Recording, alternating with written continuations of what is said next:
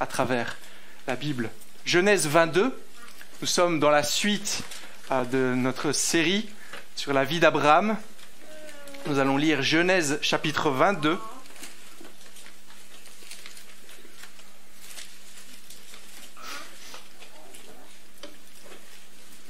Et versets 1 à 19.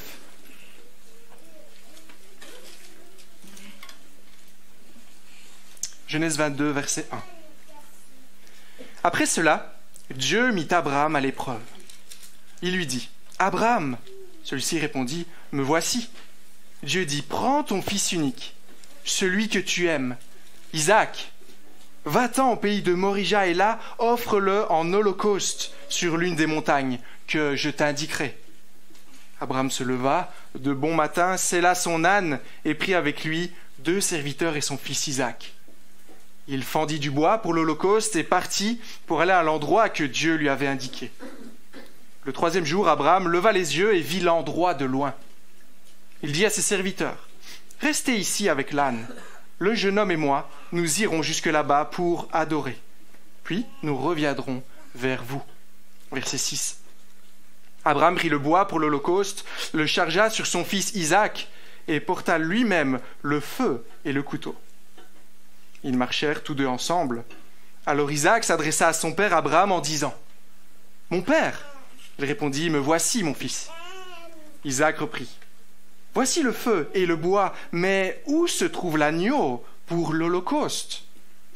Abraham répondit, « Mon fils, Dieu pourvoira lui-même à l'agneau pour l'holocauste. » Et ils continuèrent à marcher tous les deux ensemble. Verset 9. Lorsqu'ils furent arrivés à l'endroit que Dieu lui avait indiqué, Abraham y construisit un autel et rangea le bois. Il attacha son fils Isaac et le mit sur l'autel par-dessus le bois. Puis Abraham tendit la main et prit le couteau pour égorger son fils. Alors l'ange de l'Éternel l'appela depuis le ciel et dit, « Abraham, Abraham !» Il répondit, « Me voici. » L'ange dit, « Ne porte pas la main sur l'enfant, ne lui fais rien, car je sais maintenant que tu crains Dieu et que tu ne m'as pas refusé ton fils unique. » Abraham leva les yeux et vit derrière lui un bélier retenu par les cornes dans un buisson. Il alla prendre le bélier et l'offrit en holocauste à la place de son fils.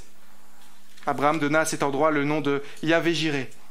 C'est pourquoi l'on dit aujourd'hui, « Allons à la montagne de l'Éternel, il y sera pourvu. » L'ange de l'Éternel appela une 2e fois Abraham depuis le ciel. Il dit, « Je le jure par moi-même, déclaration de l'Éternel, parce que tu as fait cela et que tu ne m'as pas refusé ton fils unique, je te bénirai et je multiplierai ta descendance. Elle sera aussi nombreuse que les étoiles du ciel, pareille au sable qui est au bord de la mer. De plus, ta descendance possédera les villes de tes ennemis.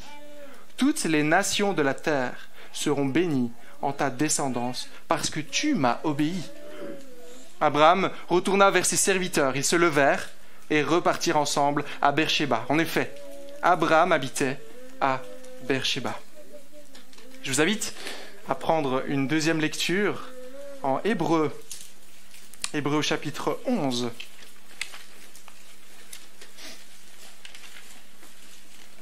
Hébreux chapitre 11.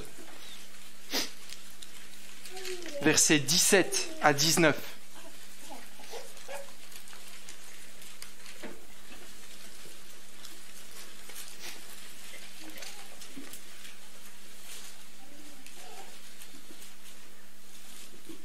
Hébreux 11, verset 17.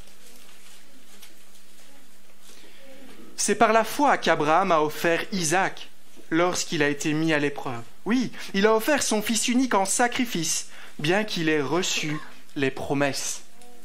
Et que Dieu lui ait dit, « C'est par Isaac qu'une descendance te sera assurée. » Il pensait que Dieu était capable même de le ressusciter des morts. C'est pourquoi il a retrouvé son fils par une sorte de résurrection. Prenons 1 Pierre, chapitre 1, un peu plus loin. 1 Pierre, chapitre 1, versets 3 à 9.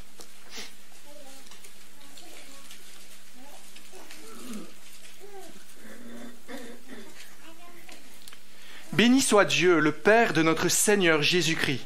Conformément à sa grande bonté, Il nous a fait naître de nouveau à travers la résurrection de Jésus-Christ pour une espérance vivante, pour un héritage qui ne peut ni se détruire, ni se souiller, ni perdre son éclat. Il vous est réservé dans le ciel à vous, qui êtes gardés par la puissance de Dieu au moyen de la foi pour le salut, prêt à être révélé dans les derniers temps.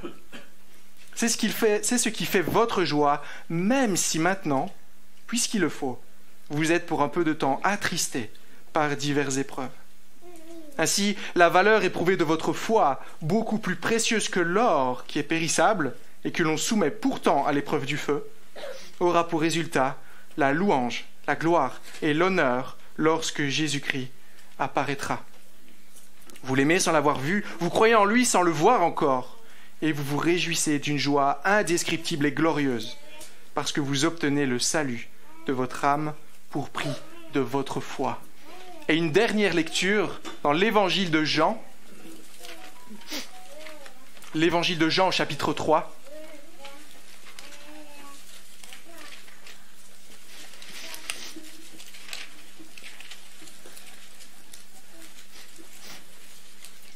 Les versets 14 à 19. Jean 3, 14. Et tout comme Moïse a élevé le serpent dans le désert, il faut aussi que le Fils de l'homme soit élevé, afin que quiconque croit en lui ne périsse pas, mais qu'il ait la vie éternelle. En effet, Dieu a tant aimé le monde qu'il a donné son Fils unique, afin que quiconque croit en lui ne périsse pas, mais qu'il ait la vie éternelle. Dieu, en effet, n'a pas envoyé son Fils dans le monde pour juger le monde, mais pour que le monde soit sauvé par lui. Celui qui croit en lui n'est pas jugé, mais celui qui ne croit pas est déjà jugé parce qu'il n'a pas cru au nom du Fils unique de Dieu. Et voici quel est ce jugement. La lumière est venue dans le monde, et les hommes ont préféré les ténèbres à la lumière, parce que leur manière d'agir était mauvaise. Jusque-là, la lecture dans la parole de notre Dieu. Et avant d'inviter Olivier Favre, notre pasteur, pour la prédication, je vous invite à chanter un dernier chant, le numéro 738.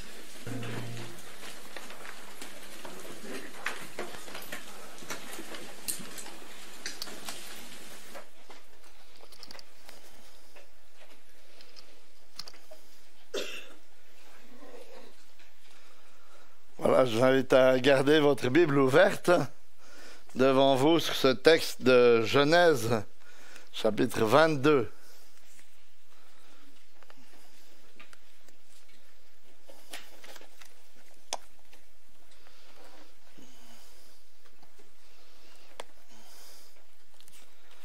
Est-ce que vous croyez que la bénédiction de Dieu envers vous soit l'assurance d'une vie facile?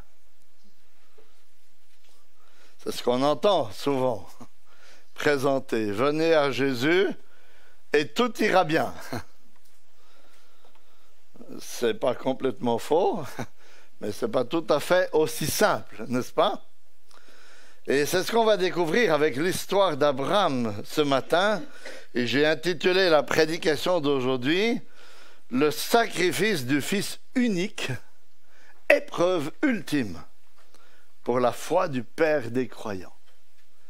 Le sacrifice du Fils unique, épreuve ultime pour la foi du Père des croyants. La dernière fois, on a vu qu'après 25 ans d'attente, enfin Isaac, le fils de la promesse, est arrivé. Il est né. Il s'appelle Rire. Parce qu'Isaac, ça veut dire rire, désolé. Hein? Enfin, non, pas désolé, sympa. Hein? Et chaque jour, il a dû rappeler ainsi à ses parents leurs différents rires. Rire de doute, puis rire d'émerveillement lors de l'accomplissement de la promesse, puis encore, enfin, rire de moquerie de la part d'Ismaël, que Abraham a dû chasser avec sa mère, loin d'Isaac, pour qu'il n'hérite pas de l'héritage avec le fils de la promesse. Et Paul nous a appris dans Galates chapitre 4, versets 21 et 31, que dans cette histoire d'Ismaël et Agar, d'Isaac et de Sarah, il y a une allégorie. C'est-à-dire que c'est une sorte d'image qui contient le message du salut. Parce que ces deux femmes et leurs fils représentent deux alliances. Agar, c'est le salut par les œuvres. Parce qu'Abraham a essayé de réaliser la promesse de Dieu par ses propres efforts. Sarah et Isaac, c'est le salut par la foi. Parce qu'Isaac est né lors d'une intervention miraculeuse de Dieu, alors qu'il n'y avait plus aucun espoir humain. Maintenant, Isaac a grandi. Nous avons plusieurs indices dans le texte d'aujourd'hui qui nous disent que Isaac doit être en fait déjà un jeune homme. Et qu'entre le chapitre 21 et le chapitre 22, il s'est sans doute passé quelques années. Verset 4, on voit qu'Isaac est capable de marcher 3 jours. Verset 5, on voit qu'Abraham l'appelle le jeune homme, au milieu du verset 5. Verset 6, on voit que c'est lui qui porte le bois de l'Holocauste.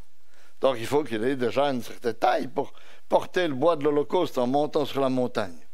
Verset 7, nous voyons qu'il est capable d'une réflexion spirituelle profonde. Puisque lorsqu'il se trouve seul avec son père pour gravir la montagne, il comprend très bien qu'il manque quelque chose pour faire l'Holocauste.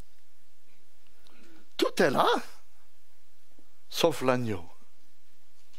C'est pourquoi il pose la question à son père. Donc, vous voyez, Isaac avait un certain âge. On ne sait pas exactement quel âge, mais on peut imaginer qu'il devait avoir peut-être entre 12 et 20 ans lorsque cet épisode a lieu. Et cette observation donne une autre, vous allez le voir petit à petit, une autre dimension à ce récit. Parce que voilà maintenant peut-être au moins une douzaine d'années que chaque fois qu'Abraham regarde son fils et l'appelle Isaac, il voit en lui le fils de la promesse. Il se rappelle la fidélité de Dieu et il voit ce fils grandir. On pourrait dire, il est en train de voir la promesse se réaliser, vous voyez, pendant 12, 13 ans peut-être un peu plus. Et sans doute qu'il a déjà expliqué aussi tout ça à son fils. Et que maintenant Isaac sait qu'il va être celui par lequel Dieu va donner une descendance abondante à son père. Vous voyez comme ça donne tout à coup, simplement ça, une dimension différente. Il n'est pas en train d'offrir juste un nouveau-né. Il y a tout un mûrissement de sa pensée qui est là. Et voilà tout à coup, comme un coup de tonnerre dans un ciel sans nuages, Dieu demande à Abraham d'offrir Isaac en sacrifice sur la montagne de Moria. Comment est-ce possible? C'est afin d'éprouver la foi d'Abraham. C'est afin que la foi d'Abraham grandisse. Et on va le voir ce matin au moyen de 3 points qui nous permettront de couvrir ce passage. Tout d'abord, on va voir la foi d'Abraham éprouvée dans les versets 1 et 2. La foi d'Abraham éprouvée. Au verset 2, Dieu demande à Abraham une chose qui nous choque énormément. Prends ton fils, ton unique, celui que tu aimes, Isaac, va-t'en dans le pays de Moria et là, offre-le en holocauste, c'est-à-dire un sacrifice complètement consumé par le feu, sur la montagne que je t'indiquerai. Et il semble, vous voyez, que cette demande de Dieu à Abraham est taillée pour le faire souffrir. Parce que chaque mot prononcé a dû être comme un coup de couteau qui se plantait dans son cœur. Vous voyez, il lui dit, prends ton fils. Ok, c'est déjà pas facile. Ton unique. Aïe. Celui que tu aimes. Isaac. Comme 4 coups de couteau pour lui... Que cette demande pénètre au plus profond de son cœur et le blesse profondément. Il n'y a pas de doute possible, il n'y a pas d'échappatoire. C'est bien de ce fils-là, le fils de la promesse, qu'ils ont attendu pendant plus de 25 ans, que Dieu demande qu'il soit offert en sacrifice. Et on n'arrive pas à croire que Dieu puisse demander une telle chose à Abraham, alors qu'il avait enseigné le caractère sacré de la vie à Noé, dans la Genèse, au chapitre 9, versets 6 et 7, en disant que celui qui tuerait un homme devrait être mis à mort, parce que l'homme est créé à l'image de Dieu. Alors, pourquoi Dieu demande-t-il une telle chose à Abraham? C'est pour le mettre à l'épreuve.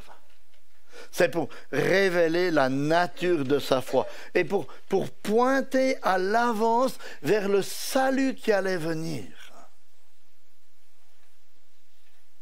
Parce que Dieu n'a jamais eu l'intention vraiment qu'Abraham tue véritablement son fils.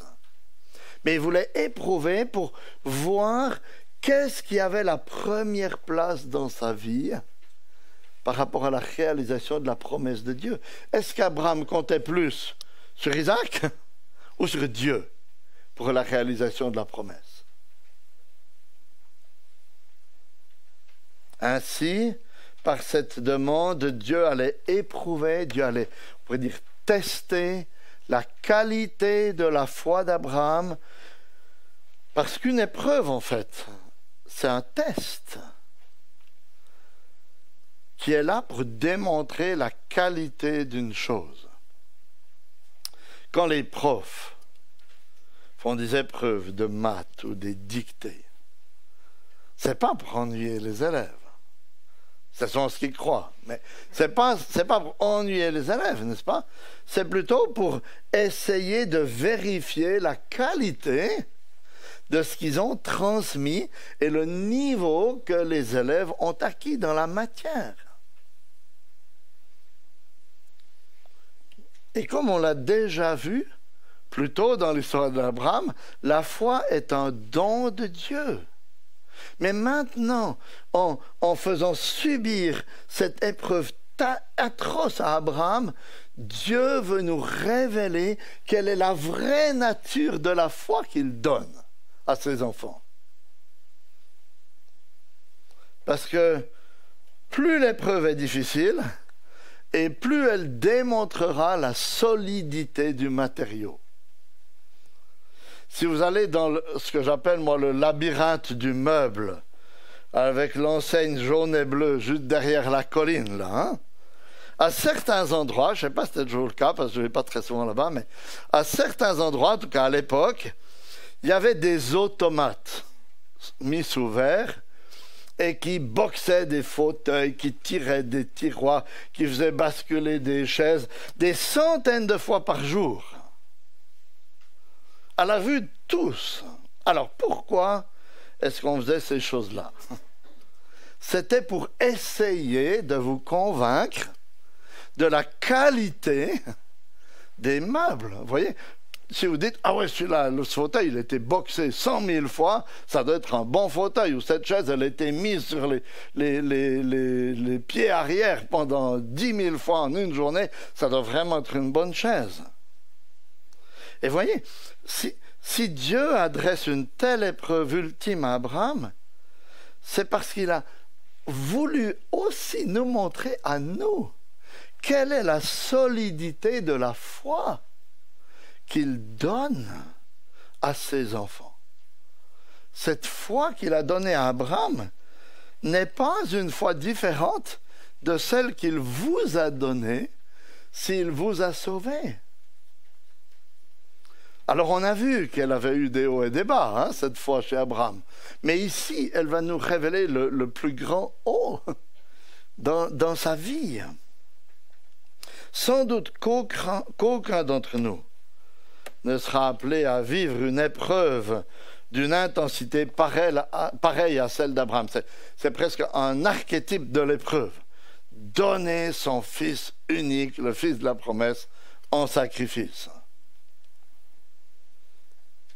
Mais cette épreuve est là pour que nous comprenions, en tant que chrétiens, quelle est la qualité de la foi que Dieu nous donne. Donc vous voyez, en tant que chrétien, on ne devrait pas être trop surpris, ni trop déçu, lorsque Dieu nous éprouve par des circonstances adverses, même si, quand nous sommes dedans, elles nous paraissent parfois extrêmement difficiles. Parce que c'est le moyen par lequel Dieu éprouve notre foi, par lequel il la fait grandir afin de nous révéler, aussi à nous, quelle est la nature de la foi qu'il nous a donnée. Et afin de faire le tri entre la vraie foi et la fausse foi de ceux qui tombent et s'éloignent du Seigneur lorsque l'épreuve est là.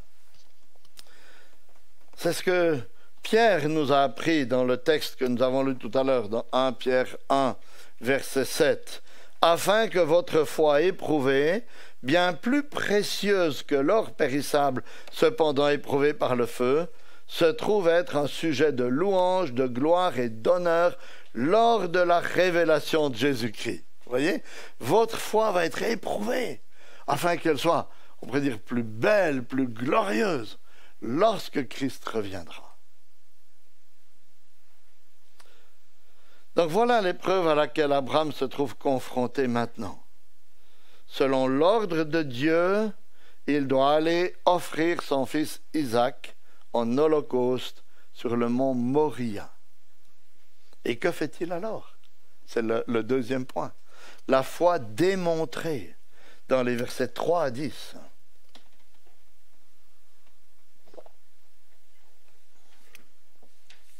Dès qu'Abraham reçoit l'ordre qui a dû briser son cœur, il répond. Verset 3. Abraham se leva de bon matin, sella son âne et prit avec lui ses 2 jeunes serviteurs et son fils Isaac. Il fendit du bois pour l'holocauste et partit pour se rendre à l'endroit que Dieu lui avait indiqué. Voyez, immédiatement après avoir reçu l'ordre, de bon matin le lendemain, il se lève, selle son âne, prend 2 jeunes serviteurs, son fils, prépare le bois, le feu, le couteau et part en direction de la montagne qui lui a été indiquée. Il ne semble même pas qu'il en ait parlé à sa femme.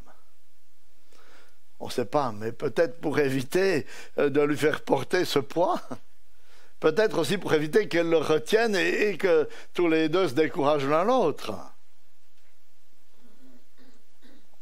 Et regardez ensuite comment la foi d'Abraham se démontre tout au long de cette histoire. Après avoir voyagé 3 jours, ils arrivent en vue de la montagne, versets 4 et 5. Et c'est là qu'Abraham laisse ses serviteurs pour terminer le voyage seul avec son fils. Et sa foi en Dieu se manifeste dans ce qu'il dit à ses serviteurs lorsqu'il les quitte. Regardez au milieu du verset 5. « Le jeune homme et moi, nous irons là-haut pour adorer, puis nous reviendrons auprès de vous. » Il va pour mettre son fils à mort, mais il dit à ses serviteurs, « Nous reviendrons auprès de vous. » Vraiment? Voyez, Abraham ne sait pas ce qui va se passer, mais il a confiance en Dieu qu'il reviendra avec le fils de la promesse vivant. Puis cette foi se manifeste encore lorsqu'Isaac pose la question évidente au verset 7. Où est l'agneau? Abraham répond, mon fils, Dieu va se pourvoir lui-même de l'agneau pour l'Holocauste. Abraham a confiance en Dieu.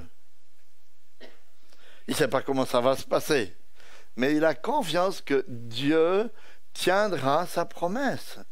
Et la foi se manifeste de façon ultime lorsqu'il approche le couteau de la gorge de son fils qu'il a attaché sur l'autel à la place de l'agneau. Abraham est prêt à enfoncer le couteau. Comment est-ce possible d'en arriver là? Tuer son fils, son unique, celui qu'il aimait. C'est l'auteur de l'Épître aux Hébreux qui nous l'explique dans Hébreux 11, 19. Il comptait que Dieu est puissant même pour faire ressusciter d'entre les morts. Il était prêt à le mettre à mort parce qu'il croyait, il avait confiance que Dieu pouvait le ressusciter s'il devait le mettre à mort.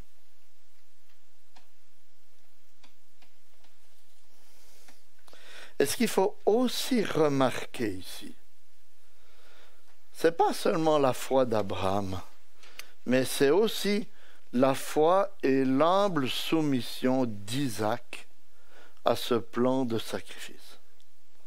Parce que je vous ai dit qu'Isaac devait avoir entre 12 et 20 ans. Et pour que son père de presque 120 ans puisse l'attacher sur l'autel, il fallait qu'Isaac accepte librement de se donner. Sinon, il aurait pu prendre la poudre d'escampette. Son père de 120 ans n'aurait jamais réussi à le rattraper. Vous voyez, on voit ici, quand on comprend tout à coup ces choses-là, on voit aussi que le Fils se donne librement, accepte de donner sa vie pour accomplir la promesse qui a été faite par Dieu. Il accepte de s'offrir en sacrifice. Ainsi, vous voyez que le Fils doit avoir autant confiance que son Père dans la promesse de Dieu et dans la capacité de Dieu de ressusciter les morts.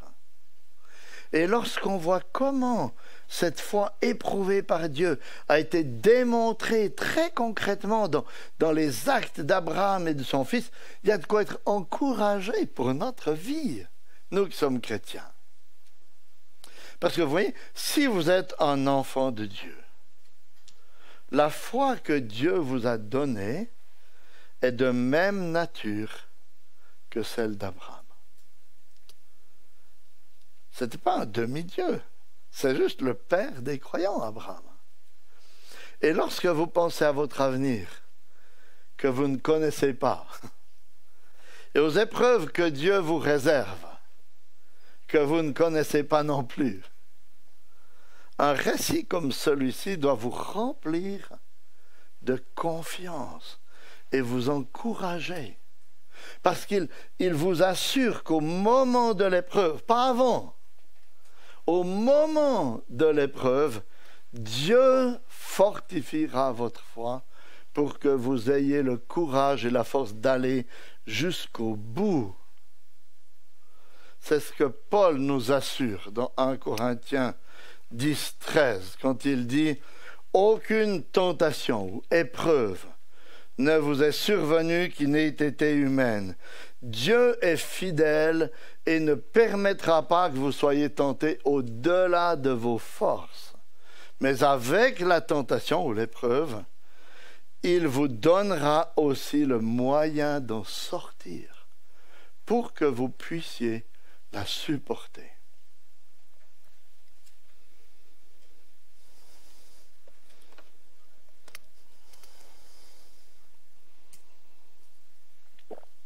Et si vous parlez avec des chrétiens qui ont vécu des épreuves terribles, c'est exactement ce qu'ils vous diront.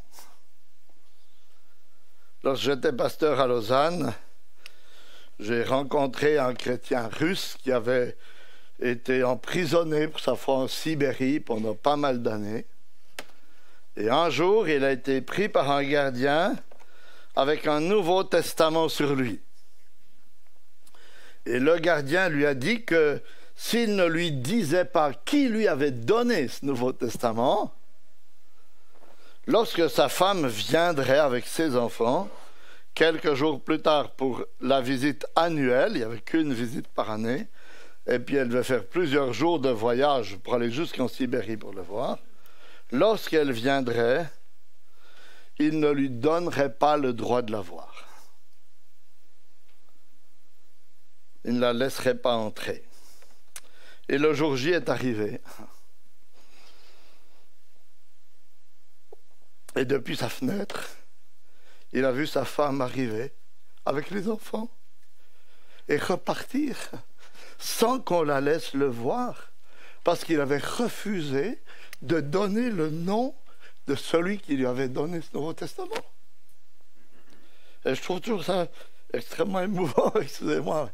Moi, quand j'ai entendu ça, je lui ai dit, mais moi j'aurais craqué, tous les coups.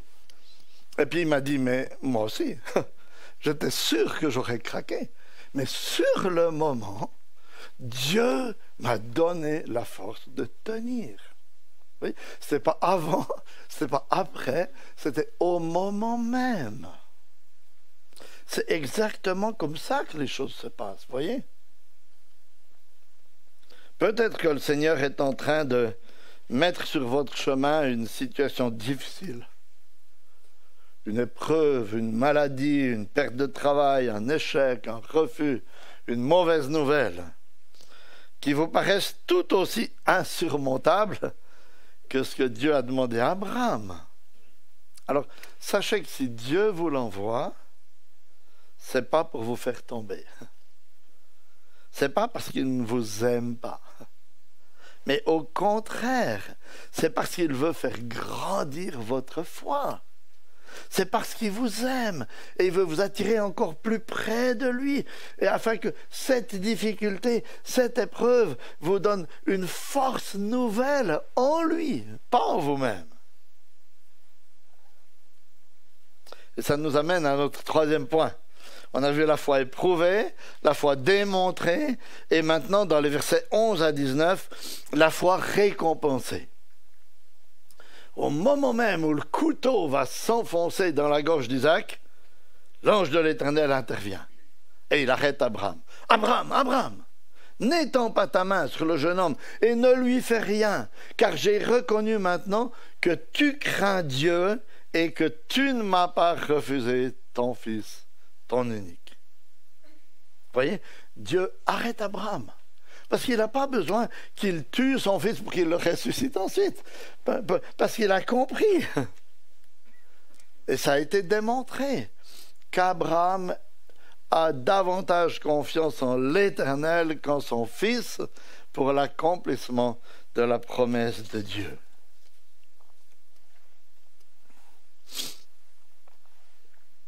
En fait, à cet instant, Dieu voit que dans son cœur, Abraham a déjà donné, offert son fils. C'est pourquoi Hébreux 11, 17 peut dire qu'Abraham, mis à l'épreuve, a offert Isaac. Il ne l'a pas littéralement mis à mort, mais il l'avait déjà offert dans son cœur. Maintenant, Dieu répond à la question d'Isaac, au verset 7. En pourvoyant au sacrifice d'un bélier retenu par les cornes dans un buisson. Verset 13. Abraham leva les yeux et vit par derrière un bélier retenu dans un buisson par les cornes. Alors Abraham alla prendre le bélier et l'offrit en holocauste à la place de son fils. C'est de cette manière que Dieu honore la foi d'Abraham en pourvoyant à l'agneau ou au bélier pour le sacrifice. Dieu pourvoit. Et ce bélier prend la place d'Isaac sur l'autel comme un substitut qui meurt à la place du fils. C'est pourquoi Abraham peut appeler cet endroit Adonai Yireh, c'est-à-dire le Dieu vivant pourvoit. Verset 14. Et c'est alors que ce Dieu qui pourvoit renouvelle son alliance avec Abraham et lui promet il bénira toutes les nations de la terre au travers d'Abraham. C'est ce qu'on voit dans les versets 17 et 18. Mais ce n'est pas tout ce que nous pouvons tirer de cette histoire. Parce que quand l'auteur de l'Épître aux Hébreux y fait allusion en Hébreux 11, 19, il nous dit, en parlant de cette histoire-là du sacrifice d'Isaac, il y a là un symbole, ou littéralement, il y a là une parabole. C'est-à-dire que l'histoire d'Isaac est une parabole qui nous parle d'une autre histoire. Laquelle? Celle de la mort d'un autre fils, un unique, que son père aimait. Lequel? Notre Seigneur Jésus-Christ. Parce qu'il y a de nombreux parallèles instructifs entre ces deux histoires. Des parallèles qui nous aident à comprendre le salut, on pourrait presque dire la profondeur du salut que nous avons en Jésus-Christ. Tout d'abord, le lieu. C'est sur le mont Moria que l'Éternel a pourvu un substitut et qu'il a, dans un sens, entre guillemets, ressuscité Isaac. Et ce mont Moria n'est mentionné qu'une seule autre fois dans toute la Bible. Est-ce que vous savez où? En 2 Chroniques 3, 1. Et voici ce qui nous est dit. Salomon commença à bâtir la maison de l'Éternel à Jérusalem sur la montagne de Moria. C'est extraordinaire, non? La montagne de Moria, où a eu lieu le sacrifice d'Isaac, est devenue le lieu sur lequel le temple de Jérusalem a été bâti et dans lequel des dizaines de milliers de sacrifices ont été offerts en préfiguration au sacrifice de Jésus-Christ. C'est dans ce temple, sur cette montagne, que le voile s'est déchiré au moment même où Jésus est mort sur une autre colline, pas très loin de cette montagne, à Golgotha. Vous voyez? Afin que nous comprenions que c'est pour nous ouvrir l'accès à Dieu qu'il a donné sa vie. Ça, c'est le premier parallèle. Le lieu, c'est extraordinaire. Ensuite, le fait que le texte souligne à 3 reprises, verset 2, verset 12, verset 16, qu'Isaac meurt comme le fils unique. Ce n'était pas le fils unique d'Abraham. Mais il souligne notre texte qu'il meurt comme le fils unique. Verset 3, verset 2, verset 12, fin du verset 12, fin du verset 16. Et voyez, en cela, Isaac préfigure aussi Jésus qui meurt en tant que fils unique de Dieu afin de démontrer l'immensité de l'amour de Dieu. Jean 3, 16. Car Dieu a tant aimé le monde qu'il a donné son Fils unique, afin que quiconque croit en lui ne périsse pas, mais qu'il ait la vie éternelle. Ainsi, Dieu prouve son amour envers nous en nous donnant ce qu'il a de plus précieux. Et enfin, voyez, le fait que ce ne soit pas seulement le Père qui donne son Fils, mais le Fils qui se donne librement, comme on l'a vu, qui consent au sacrifice, comme Isaac met en évidence aussi l'attitude de Jésus-Christ, qui donne librement sa vie pour ses brebis. C'est pas, dans un sens, c'est à la croix, c'est pas le Père qui prend la vie du Fils.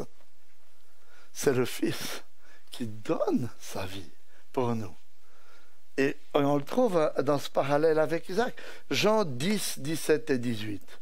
Le Père m'aime parce que je donne ma vie afin de la reprendre. Personne ne me l'ôte, mais je la donne de moi-même.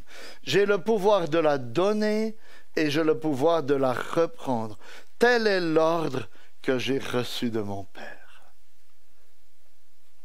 Alors, vous voyez l'unité parfaite au sein de la révélation de Dieu, qui, déjà plus de 2000 ans avant la naissance de Jésus, nous donne cette parabole magnifique du salut, pour que nous puissions, me semble-t-il, entrer un tout petit peu dans les souffrances que le Dieu trinitaire a dû endurer lors de l'accomplissement du salut. J'ai peur que parfois on traite cette question du salut de façon un peu détachée. Oui, le Père a donné son Fils à la croix. Et puis comme si c'était facile pour lui. Mais vous voyez, cette histoire-là nous permet un tout petit peu, on pourrait dire, de vivre de l'intérieur ce que le Père, je dis un tout petit peu, ce que le Père a dû vivre, ce que le Fils a vécu à la croix. Parce que pour Abraham, ça devait être horrible d'avoir son fils lié et d'être prêt à planter le couteau. La souffrance de Dieu a été intensément plus grande que la souffrance d'Abraham. Puisqu'au moment où il allait enfoncer le couteau, Dieu l'a retenu chez Abraham.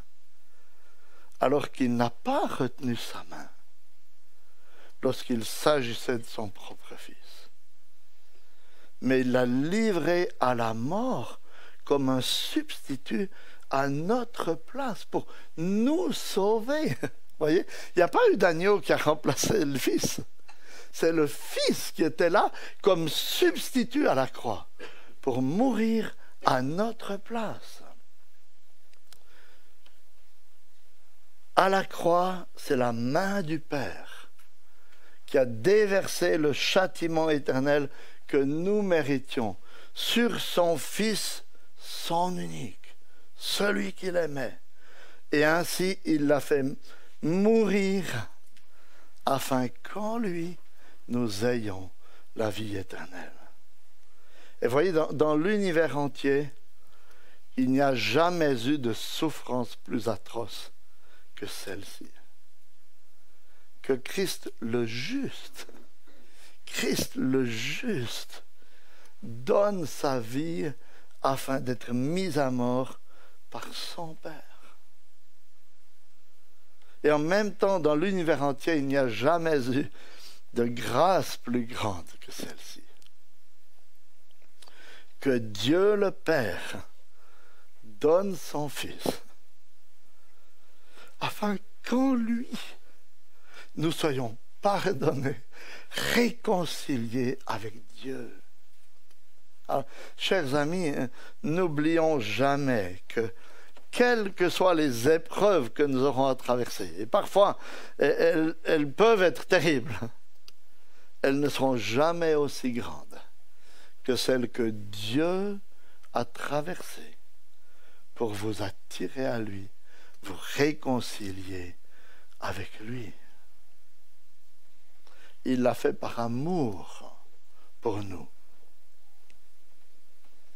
Alors vivons notre épreuve dans la reconnaissance et la confiance en Dieu qui nous a donné ce qu'il avait de plus cher et qui, après lui, ne nous refusera jamais ce qui est bon pour nous. Et si jusqu'à aujourd'hui votre foi n'a été qu'une vague croyance qui n'avait à peu près aucune incidence sur vos choix de vie, arrêtez-vous et mesurez l'immensité de l'amour de Dieu pour les pécheurs comme vous. Il a mis à mort son Fils unique, celui qu'il aimait, pour sauver des pécheurs indignes comme vous et moi. Est-ce que vous êtes conscient d'un tel amour? Est-ce que vous voulez continuer à l'ignorer, à affronter vos épreuves comme si Dieu n'existait pas? Ne voulez-vous pas plutôt venir à lui humblement, en reconnaissant votre misère, pour goûter à ce salut merveilleux? Parce que ce n'est qu'ainsi que vous apprendrez à vivre dans les circonstances de votre vie, dans la dépendance de ce Dieu glorieux, comme Abraham, à l'époque, l'a vécu dans sa propre vie.